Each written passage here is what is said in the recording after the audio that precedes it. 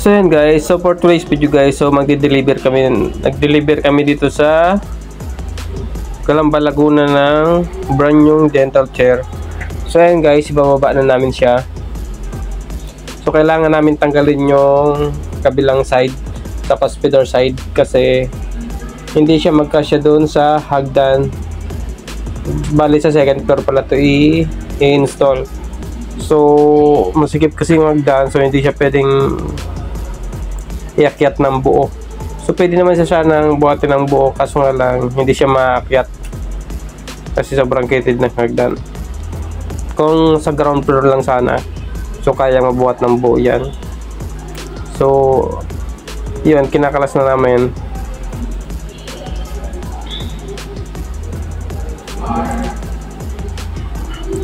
Ayan siya guys. So yan guys, may mga gusto nyo ng ganitong dental chair, so PM lang kayo sa akin para kami na mismo magdi-deliver nyan. So di-deliver namin sa inyo ng COD. So pre-delivery installation sa NCR and near province. So may kasama na yan light cure, high speed, low speed, scaler, intraoral camera, and 1 speed compressor, dentist chair. So yun yung mga packages niya. So yan, na namin iakyat yung dun sa hospital side.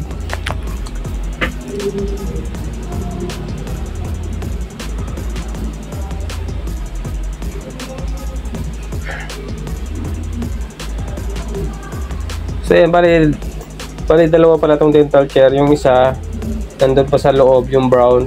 So i-deliver namin yun sa Bicol, sa Daragalbay. So kaya ito ang pinauna kong ikargang blue kasi dito lang to sa Calamba, Laguna. So para isang biyahe lang kami, kaya pinasakay ko yung dalawa. Ayan, so binuhat na namin siya para iakyat.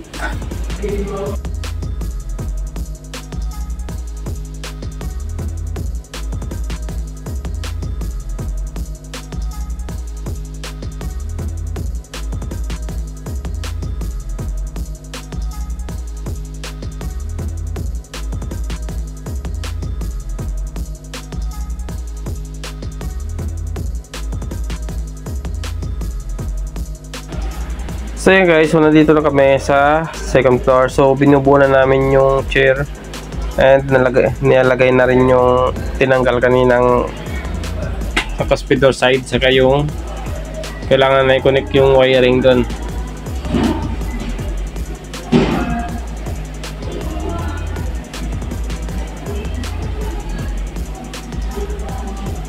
Ayan siya.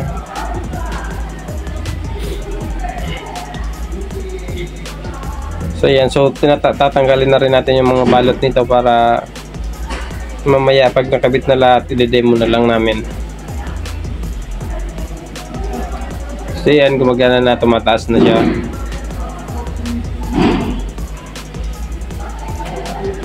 Okay na yung setup.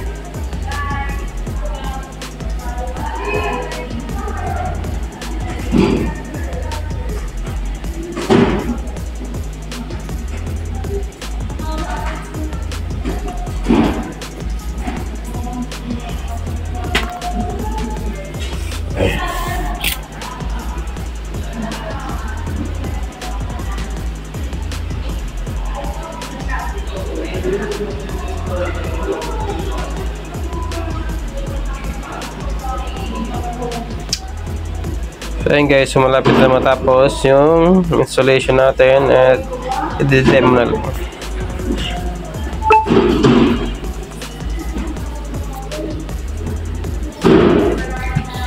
So ayun guys, so ito na, tapos na siya. So i-demo na lang natin, testing natin lahat ng mga button kung working, kung gumagana siya. And then yun yung intraoral camera. Okay siya, so malinaw ang camera niyan. Tapos yung ilaw, sensor siya, LED. Pwede siyang dilaw, pwedeng white lang.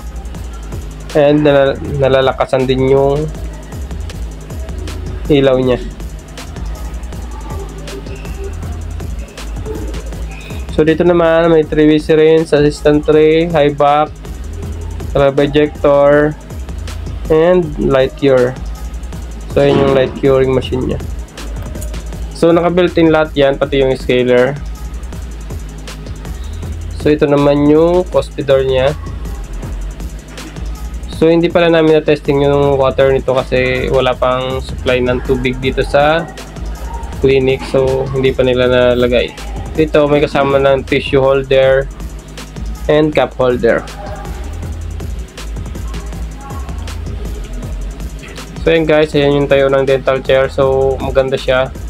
So sa mga gusto nitong chair, so pay mo lang kayo sa akin. Para mapag-usapan natin and mabigay ko sa inyo mga ibang details. So yun guys, so testing na namin yung final and